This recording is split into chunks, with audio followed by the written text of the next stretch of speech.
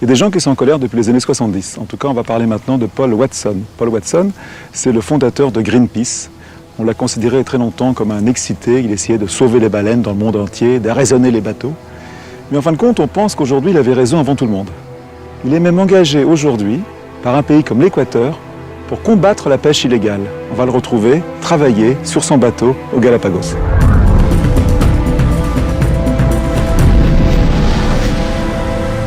Un écologiste, un homme de combat, presque une légende vivante, c'est Paul Watson. Depuis 40 ans, ce Canadien au physique de baroudeur a pris la défense des animaux marins.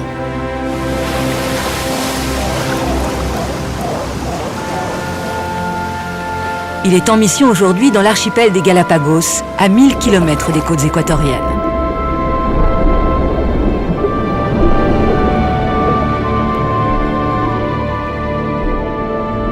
C'est en étudiant comment chaque espèce animale s'est adaptée aux conditions particulières de chacune des 13 îles de l'archipel que Charles Darwin, en 1835, eut l'intuition de sa théorie de l'évolution. Si elles ne font pas l'unanimité, les méthodes de corsaire de Paul Watson ont le mérite d'être efficaces. Son plus haut fait d'armes, c'est l'éperonage le 16 juillet 1979 d'un baleinier pirate, le Sierra, qu'il n'a pas hésité à envoyer par le fond.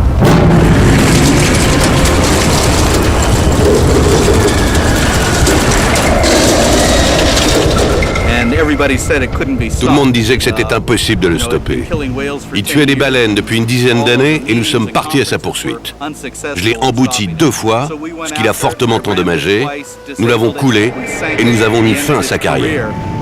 C'est l'une de mes plus grandes fiertés. Avoir stoppé la carrière de l'un des plus célèbres baleiniers pirates. Co-fondateur de Greenpeace, Watson quitte l'association pour combattre la pêche illégale à sa façon. Lui, il choisit d'utiliser la manière forte et il fonde sa propre organisation, le Sea Shepherd Conservation Society, les bergers de la mer.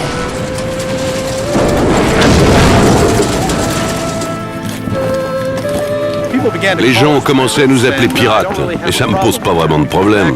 Car au XVIIe siècle, lorsque les pirates contrôlaient la zone Caraïbe, les navires anglais et espagnols ne pouvaient pas les arrêter. Ils ont finalement été stoppés par Henry Morgan, un pirate. Donc si vous affrontez un pirate, mieux vaut être un pirate. Quand il ne peut couler les braconniers de la mer, Paul Watson use d'une tactique audacieuse. Avec le flanc de son navire, il arrache les filets dérivants. Les braconniers, filmés par des dizaines de journalistes, ne demandent pas leur reste et prennent la fuite.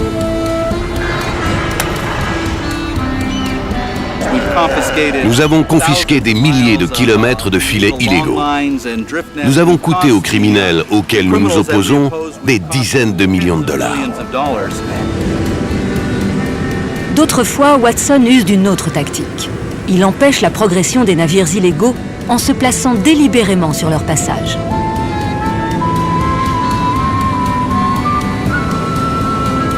Souvent, il se heurte à la police officielle, qui lui reproche ses méthodes provocatrices.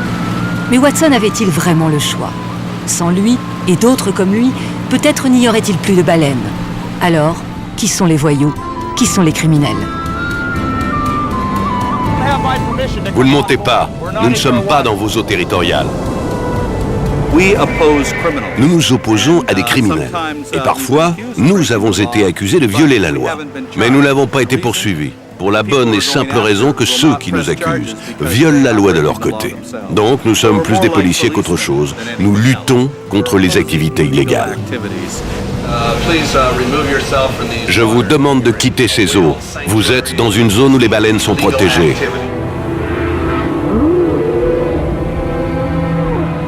Pour Paul Watson, cet engagement total aux côtés des cétacés est un devoir. Mieux, une dette d'honneur. Elle remonte à 1975, alors qu'il s'interposait entre des harponneurs soviétiques et un groupe de baleines dans le Pacifique. Soudain, une baleine est frappée en pleine tête, juste devant lui.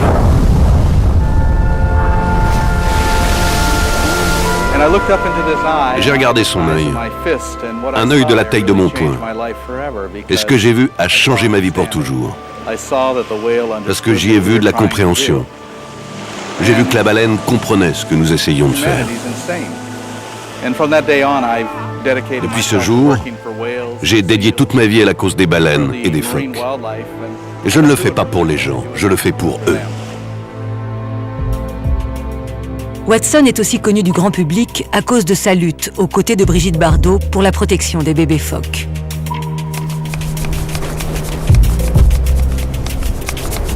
En badigeonnant de peinture indélébile les fourrures de 66 000 jeunes phoques, il rendait la chasse inutile.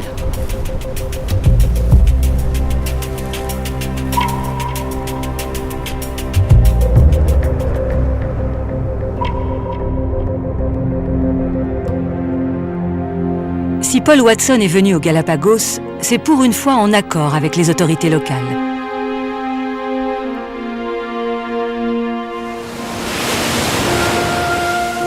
Sa mission, lutter contre le braconnage et la pêche illégale.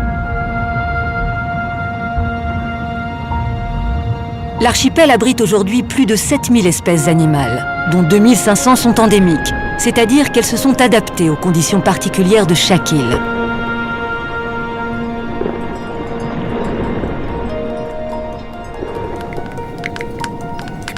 La biodiversité des Galapagos est exceptionnelle.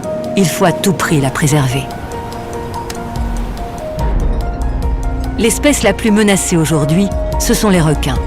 Pour évaluer la situation, Paul Watson inspecte régulièrement les fonds marins.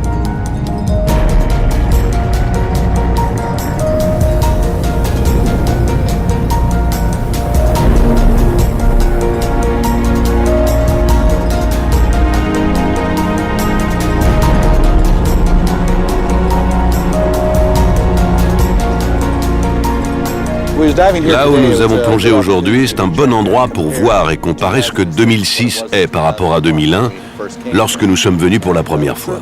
Et il est certain que le nombre de requins a diminué. Les pêcheurs illégaux sont passés par là. Ils convoitent les requins pour leurs ailerons, très prisés dans la cuisine asiatique.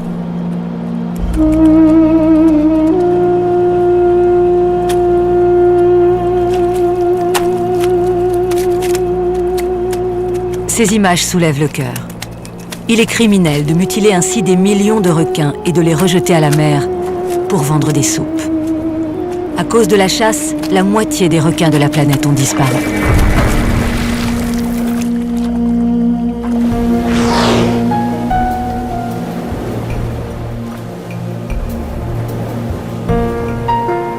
Depuis que Watson est intervenu sur l'archipel, le nombre des gros navires braconniers a régulièrement baissé.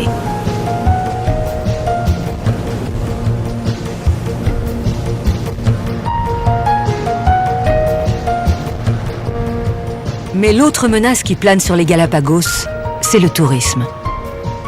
Des hôtels ont poussé sur les îles, et avec eux les restaurants, les magasins de souvenirs et des dizaines de milliers de visiteurs par an. Les animaux présents ici depuis des millions d'années survivront-ils à cette invasion ? Je ne crois pas qu'il soit possible d'avoir un développement durable dans les Galapagos. Premièrement, je pense que personne ne devrait vivre ici. Je pense que c'est bien l'endroit où on devrait laisser la nature en paix. Ce serait ma préférence. Mais le problème est que les Galapagos sont un microcosme de ce qui se passe dans le monde entier. Pollution, surpopulation, exploitation. Si nous ne pouvons pas empêcher cela ici, alors nous ne pourrons empêcher cela nulle part, car c'est un endroit unique. Faut-il pour autant transformer l'archipel en une vitrine intouchable ? Faut-il l'interdire au tourisme qui est aussi une source de prospérité pour les populations pauvres d'Équateur ? Faut-il chercher un équilibre entre la préservation du site et l'ouverture au monde extérieur ? Le radicalisme de Paul Watson a le mérite, comme toujours, de nous obliger à nous poser les bonnes questions, en attendant de trouver les bonnes réponses.